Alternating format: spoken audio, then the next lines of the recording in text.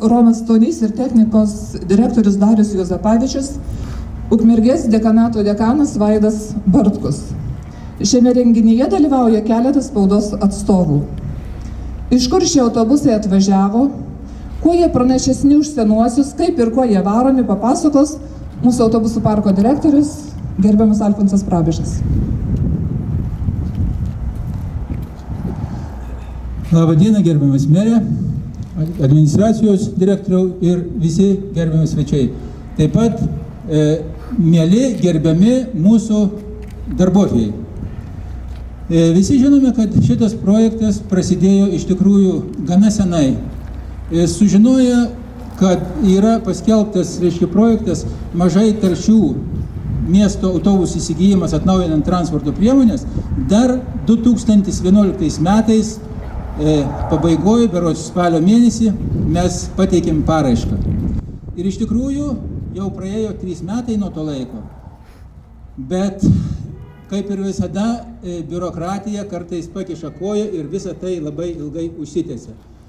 Buvo paskelbtas konkursas, šitas konkursas turėjo būti nutrauktas, kadangi tiekėjai neatitiko konkurso sąlygų, deja, iš tų pačių tiekėjų vis tiek buvo nupirkti autobusai. Na, bet, kaip sakant, laukti galima ir ilgai, kai yra rezultatas, o šiandien mes tą rezultatą ir matome. Taigi, šiandien prieš mus yra 5 dujomis varomi autobusai ir 1 hibridas, kuris yra varomas dujomis ir elektra. Norėčiau pasakyti, kad bendra investicijų suma yra 5 992 000 ir dar ten kažkiek tai litų. Plus 10 000 yra numatyta, stebėjimui. Tai iš viso bus truputį virš 6 milijonų. Tai iš tikrųjų, kaip ir minėjo, yra nemaža investicija ir nemažas autobusų skaičius. Paskutinį kartą pas mus buvo berods 97-ais gautas 1 autobusas naujas. O šiaip tai tik tai tarybiniais laikais įkarusiai. Taigi, ilgai aš nenorėčiau trukdyti visų ir šaldyti. Noriu visiems palinkėti, pasveikinti šitą progą, kadangi jau ir kalėdos ne už kalnų ir autobusai liktai papūsti mirksi lemputės.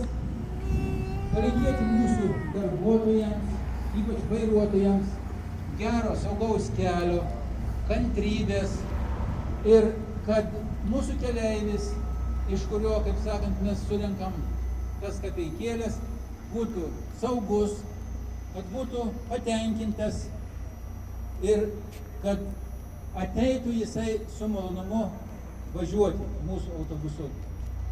Taigi, ačiū visiems ir tikiuosi, kad būsite Ukmergės patriotai, įmonės patriotai ir tikrai nepavesite. Sėkmės visiems jums. Ir dar norėčiau pridėti, atsiprašau, norėčiau padėkoti dar tarybai, kuri iš tikrųjų prisidėjo, nes autobusai tai nieko dar nereiškia. Su jais važiuoti mes negalim. Reikia, kad kažką tai įpilt. Taigi, sužinoję, kad yra SG dujos, kurios gali tai padaryti, iš tikrųjų pradėjome darybas, taryba pritarė jungtinės veiklos sutarčiai ir šiandien stovi pas mus šalia SG dujų kompresorinė pagal jungtinės veiklos sutartį ir tikiuosi, kad mes šiek tiek vėliau pademonstruosime, kaip tenai autobusų užpilimas vyksta. Taigi dar kartą visiems sėkmės ir ačiū uždėmesį. Žodį suteiksime rajono merui gerbiamam Vidui Pakniui.